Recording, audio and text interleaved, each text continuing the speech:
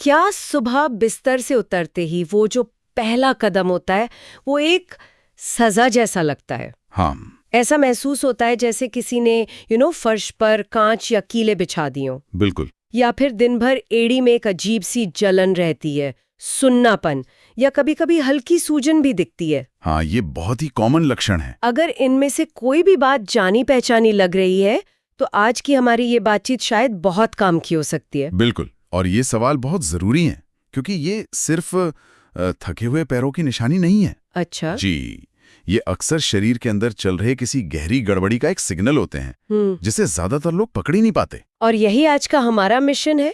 हम सबने सुना है कि ये दर्द ज्यादा चलने फिरने से होता है या शायद गलत जूते पहनने से। हाँ, बाहरी कारण। लेकिन क्या हो अगर असली वजह बाहर नहीं बल्कि हमारे शरीर के अंदर छिपी हो, किसी जरूरी पोषक तत्व की कमी।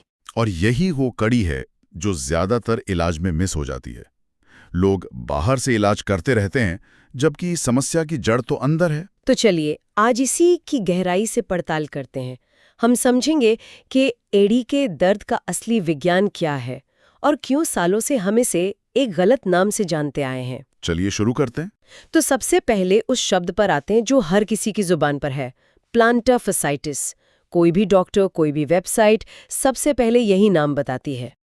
ऐसा लगता है कि यही आखिरी सच है, लेकिन क्या ये शब्द वाकई सही है? ये शायद इस पूरी कहानी की सबसे बड़ी गलतफहमी है। ओके। देखिए, मेडिकल भाषा में किसी भी शब्द के आखिर में लगा आइटिस का मतलब होता है सूजन, इन्फ्लेमेशन। जैसे टॉन्सिलाइटिस। एग्जैक्टली, जैसे टॉन्सिलाइटिस में टॉन्सिल की सूजन, तो प्लांटर फैशियाइटिस का मतलब हुआ प्लांटर फेशिया नाम के टिश्यू में सूजन। ठीक है। ये बात तब सही होती है जब चोट ताजी हो, मतलब पहले कुछ दिनों में। लेकिन ज्यादातर लोगों को तो ये दर्द महीनों बल्कि सालों तक रहता है। एग्जैक्टली, और यहीं पर पूरा खेल बदल जाता है।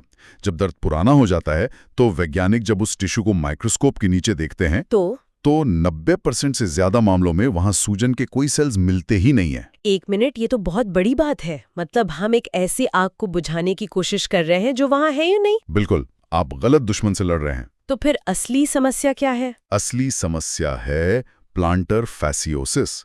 यहाँ ओसिस शब्द का मतलब है टिश्यू का डीजेनरेशन, मतलब उसका धीरे धीरे खराब होना, उसकी क्वालिटी का गिर जाना। अच्छा, डीजेनरेशन। जी, होता यह है कि हमारी एड़ी की हड्डी से जो एक मोटा टिश्यू का बैंड पंजे तक जाता है, उसके कोलेजन फाइबर में छोटे छोटे आंसू आ जाते हैं, माइक्रोटेयर्स।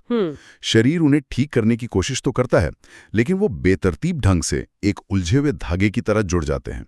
इससे वो टिश्यू कमजोर हो जाता है। वो भयानक दर्द होता है। हाँ, जब हम रात भर सोते हैं तो हमारा पंजा द्वाकल रूप से नीचे की तरफ झुका रहता है। ओके। इस पोजीशन में वो खराब टिश्यू सिकुड़कर छोटा और टाइट हो जाता है। और फिर सुबह जैसी हम उठकर अपना वजन उस पे डालते हैं तो वो कमजोर टिश्यू तड़ाक करके फिर से फट जाता है। बिल्कुल, इसी से वो तेज चुभने वाला दर्द होता है। मरीज इसे अक्सर मॉर्निंग नाइफ पेन कहते हैं। जैसे सुबह सुबह किसी ने एड़ी में चाकू चुबो दिया हो। हाँ, बिल्कुल वैसा ही। ये एक्सप्लेनेशन तो एकदम शीशे की तरह साफ है। लेकिन फिर उस हील्स पर का क्या?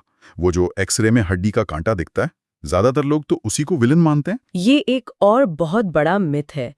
वो जो हड्डी बड़ी हुई दिखती है वो दर्द का नतीजा है, कारण नहीं। नतीजा है, कारण नहीं। जी, इसे ऐसे समझिए जैसे आप रोज किसी रस्सी से दीवार के एक ही पॉइंट को खींचें तो कुछ समय बाद वहां की दीवार मजबूत होने लगेगी। वैसे ही जब वो बीमार फैशिया टिश्यू लगातार हड्डी को खींचता है तो शरीर पचाव में वहां पर और कैल्शियम जमा करके हड्डी बना देता है। अच्छा, तो वो स्पर यानी हड्डी का कांटा हाथ पर पड़ने वाले उस घट्टे की तरह है जो लगातार काम करने से बन जाता है। क्या बेहतरीन एनालॉजी है। घट्टा खुद समस्या नहीं है, समस्या वो लगातार हो रही रगड़ है। बिल्कुल, यही बात है। अनगिनत स्टडीज में देखा गया है कि बहुत से लोगों के एक्सरे में बड़ा सा स्पर होता है पर उन्हें कोई दर्द नहीं होता। और कई लोगों को भयानक दर्द होता है पर एक्सरे में स्पर नहीं होता। बिल्कुल। अगर हम फैशियोसिस यानी उस खराब टिश्यू का सही इलाज कर लें तो दर्द चला जाता है, भले ही वो स्पर अपनी जगह पर बना रहे। ये तो पूरी सोच ही बदल देता है। मतलब असली विलेन वो हड्डी का कांटा नहीं बल्कि एक तरह का थका हुआ और कमजोर टिश्यू है। सही। तो फिर अगला सवाल ये उठता है कि अगर ये एक मैकेनिकल समस्या है तो कुछ लोगों का टिश्यू खुद को ठीक क्यों नहीं कर पाता? यहीं पर शायद शरीर के अंदर की वो कहानी शुरू होती है। आपने बिल्कुल सही नब्ज पकड़ी है। जब शरीर का रिपेयर किट ही कमजोर हो तो बाहरी इलाज ज्यादा काम नहीं करते। और भारतीय संदर्भ में इस रिपेयर किट के 2 सबसे जरूरी औजार कौन से हैं जो अक्सर गायब मिलते हैं? वो हैं 2 खास विटामिन। ओके। सबसे पहला है विटामिन डी, जिसे हम द बोन ब्लंडर या हड्डियों की भूल कह सकते हैं। विटामिन डी, भारत में तो धूप की कोई कमी नहीं, फिर भी इसकी कमी इतनी आम क्यों है? क्योंकि हम धूप से बचते हैं। हमारे कपड़े, हमारी सनस्क्रीन, हमारे ऑफिस और घर और शहरों का प्रदूषण, सही बात है। इन सब वजहों से धूप हम तक पहुंच ही नहीं पाती। मुंबई जैसे शहर में हुई एक स्टडी में 80% से ज्यादा ऑफिस जाने वालों में विटामिन डी की कमी पाई गई। कमाल है। लेकिन विटामिन डी की कमी का सीधे सीधे एड़ी के दर्द से क्या लेना देना है? बहुत अच्छा सवाल है। विटामिन डी कैल्शियम को हड्डियों में पहुंचाने का काम करता है। जब इसकी कमी होती है तो हड्डियां नरम होने लगती हैं। ऑस्टियोमलेशिया। जी, ऑस्टियोमलेशिया। अब सोचिए, हमारी एड़ी की हड्डी कैल्केनियस पूरे शरीर का वजन उठाती है।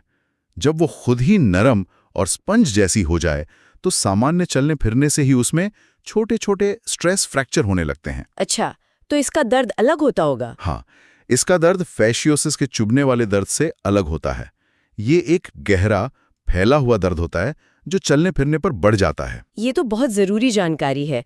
और दूसरा विटामिन कौन सा है? दूसरा है विटामिन B12, जिसे हम द नर्व अटैक कह सकते हैं। B12, ये तो ज्यादातर शाकाहारी लोगों में कम होता है ना? बिल्कुल, क्योंकि ये मुख्य रूप से मांसाहारी भोजन में ही मिलता है।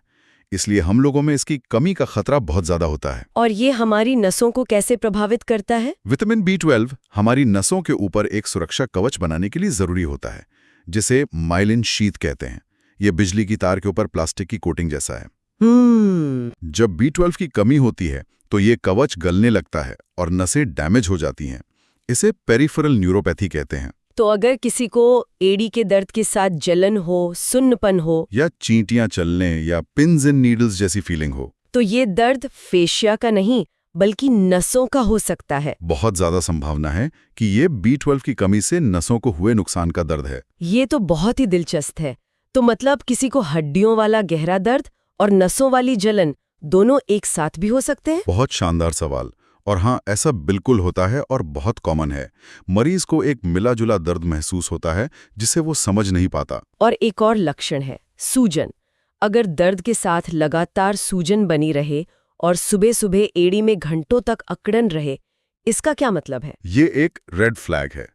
अगर एड़ी के दर्द के साथ लगातार सूजन है या शरीर के दूसरे जोड़ों जैसे कमर या घुटनों में भी दर्द है, तो ये किसी ऑटो इम्यून समस्या का संकेत हो सकता है। अच्छा। इसे एंथीसाइटिस कहते हैं, जहां शरीर का इम्यून सिस्टम ही गलती से उन जगहों पर हमला करने लगता है जहां टेंडन हड्डियों से जुड़ते हैं। ठीक है, ये तो पूरी तरह से एक जासूसी करने जैसा है। तो अब सबसे जरूरी सवाल, अगर कोई सुनने वाला इन बातों से जुड़ पा रहा है तो उसे क्या करना चाहिए? एक्शन प्लान क्या हो? यहाँ पर अंदाजे पर चलने की बजाय एक बहुत व्यवस्थित 4 कदमों वाला एक्शन प्लान काम आता है। Okay, step 1। कदम नंबर 1, सबूत जुटाएं। सबसे पहले कुछ जरूरी ब्लड टेस्ट करवाएं। इनमें शामिल हैं vitamin D, vitamin B12, ESR और CRP, और अगर जरूरत हो तो HLA-B27 टेस्ट। मतलब अंधेरे में तीर चलाने की बजाय पहले डेटा से शुरुआत करें। ठीक है, टेस्ट हो गए। इसके बाद कदम नंबर 2, जीवन शैली में वो बदलाव जो तुरंत राहत देते हैं। यहाँ 2 चीजें रामबाण हैं। पहला है सुबह का नियम। सुबह का नियम? बिस्तर से पहला कदम जमीन पर रखने से पहले बिस्तर पर बैठकर ही अपने पैर की उंगलियों को तौलिए से या हाथ से पकड़कर घुटने की तरफ खींचें। ये इतना जरूरी क्यों है, वो भी पहला कदम रखने से पहले? क्योंकि ये उस रात भर में सिकुड़ गए फेशिया टिश्यू को धीरे धीरे प्यार से जड़ाता है। इससे जब आप उस पर वजन डालते हैं तो वो फटता नहीं है। और दूसरी चीज, फुटवेयर में सुधार। घर के अंदर नंगे पैर, खासकर टाइल्स या मार्बल जैसे सख्त फर्श पर कभी न चलें। हमेशा कुशन वाली चप्पल पहनें। ये बात ज्यादातर लोग नजरअंदाज कर देते हैं। और यही बहुत बड़ी गलती है। हमारे पैर नरम जमीन पर चलने के लिए बने थे, पत्थर पर नहीं। बहुत जरूरी बात। अब आते हैं तीसरे कदम पर। कदम नंबर 3, अंदर से पोषण। अगर आपके ब्लड टेस्ट में कमी निकलती है तो डॉक्टर की सलाह से हाई डोज सप्लीमेंट शुरू करें। कोई खास बात जो ध्यान रखनी हो? हाँ, 2 बातें। विटामिन डी हमेशा विटामिन K2 के साथ लेना चाहिए और विटामिन B12 के लिए सबलिंगुअल यानी जीभ के नीचे रखने वाली गोलियां ज्यादा असरदार होती हैं। ये तो बहुत खास जानकारी है। अब आते हैं आखिरी और चौथे कदम पर। कदम नंबर 4, टिश्यू को दोबारा मजबूत बनाना। अब हमें उस खराब हुए कोलेजन टिश्यू को ठीक करना है। इसके लिए सबसे अच्छी एक्सरसाइज है एक्सेंट्रिक हील ड्रॉप प्रोटोकॉल। ये सुनने में थोड़ा टेक्निकल लगता है।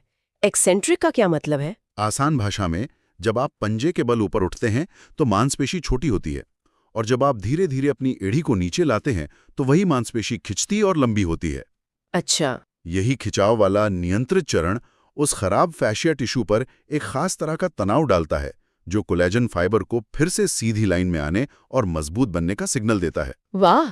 तो कुल मिलाकर एड़ी का दर्द सिर्फ एक बाहरी चोट नहीं, बल्कि अक्सर हमारे शरीर का एक रिपोर्ट कार्ड है। बिल्कुल। जो बताता है कि अंदर विटामिन डी और B12 जैसे जरूरी पोषक तत्वों की कमी हो सकती है। और असली समस्या फैसाइटिस नहीं, फैसियोसिस है। आपने बिल्कुल सही सारांश दिया।